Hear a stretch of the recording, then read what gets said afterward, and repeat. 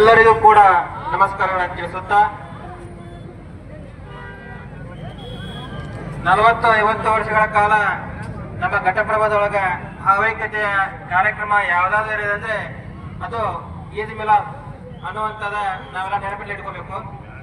ಯಾಕಪ್ಪ ಅಂತಂದ್ರೆ ಈಗ 40-50 ವರ್ಷಗಳ ಹಿಂದೆ ನಮ್ಮ ಪೂಜ್ಯರಾಗಿರ್ತಕ್ಕಂಥ ಶ್ರೀ ಮಂದಿರಂಜನ ಪ್ರಣವ ಸ್ವರೂಪ ಶಿವಲಿಂಗ ಮಹಾಸ್ವಾಮಿಗಳವರು ಪ್ರಪ್ರಥಮ ಬಾರಿಗೆ ಘಟಪ್ರಭಾ ನಗರದಲ್ಲಿ ಮುಸ್ಲಿಂ ಬಾಂಧವರ ಒಂದು ಕಾರ್ಯಕ್ರಮದಲ್ಲಿ ಅವರು ಕಾರ್ಯಕ್ರಮಕ್ಕೆ ಆಗಮಿಸಿ ಆ ಕಾರ್ಯಕ್ರಮದೊಳಗ ಅವರೊಡನೆ ಪಾಲ್ಗೊಂಡು ಹಿಂದೂ ಹಾಗೂ ಮುಸ್ಲಿಂ ಬಾಂಧವರ ಭಾವೈಕ್ಯತೆಯನ್ನ ಮೂಡಿಸಿರ್ತಕ್ಕಂಥ ಏಕೈಕ ವ್ಯಕ್ತಿಗಳು ಯಾರಾದರೂ ಅಂದ್ರೆ ಅದು ಪೂಜ್ಯ ಶಿವಲಿಂಗಜ್ಜನವರು ಅಂತ ಈ ಒಂದಿನ ದಿನ ಹೇಳಕ್ ಇಷ್ಟಪಡ್ತೀನಿ.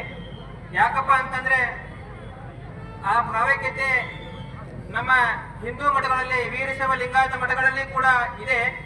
ಯಾವ್ದಾದ್ರು ಇದೆ ಅಂದ್ರೆ ನಮ್ಮ ಭಾಗದ ಗೋಕಾಕ್ ಭಾಗದ ಜಗದ್ಗುರು ಶಿವಲಿಂಗೇಶ್ವರ ಮಠ, ಅದೇ ತರನಾಗಿ ಗದಗದಲ್ಲಿರುವಂತಹ ಶಿರಟ್ಟಿ ಫಕೀರೇಶ್ವರ ಮಠ, ನಮ್ಮ ಊರಿನಲ್ಲಿರುವಂತಹ ಘಟಪ್ರಭಾ ಕುಮಾರೇಶ್ವರ ಹೊಸಮಠ ಅನ್ನುವಂಥದ್ದನ್ನ ನಾವೆಲ್ಲ ನೆನಪಿನಲ್ಲಿ ಇಟ್ಕೋಬೇಕು.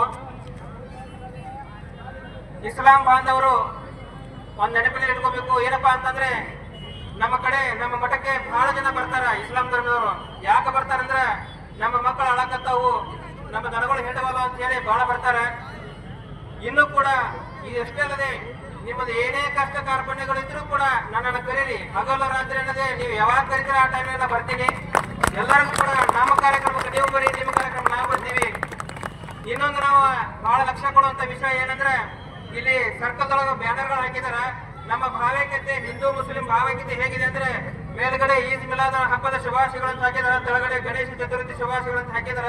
ಎಷ್ಟು ನಾವು ತಿಳ್ಕೋಬೇಕು ಏನಪ್ಪಾ ಅಂತಂದ್ರೆ ನಮ್ಮ ಹಿಂದೂ ಮುಸ್ಲಿಂ ಬಾಂಧವರ ಭಾವೈಕ್ಯತೆ ಹೇಗಿದೆ ಅಂದ್ರೆ ನಾವು ಇದೇ ಸರ್ಕಲ್ ನೋಡಬಹುದು ಅಂತ ಇದನ್ನ ಮಾಡೋದು ಹೇಳಿ ಎಲ್ಲರಿಗೂ ಕೂಡ ಭಗವಂತ ಸಬ್ ಮಾಲಿಕ್ ಏಕೈ ಅನ್ನುವಂತ ನಿಮ್ಮ ಪುರಾಣದೊಳಗೆ ಬರ್ತದೆ. ಅದೇ ತರನಾಗಿ ಎಲ್ಲರಿಗೂ ಕೂಡ ಶಿವ ಹಾಗೂ ಅಲ್ಲ ಎಲ್ಲರಿಗೂ ಒಳ್ಳೆಯದನ್ನ ಮಾಡಲಿ ಅಂತ ಹೇಳಿ ನಾನು ಎರಡು ಮಾತುಗಳಿಗೆ ವಿವರ ಮಾಡ್ತೇನೆ.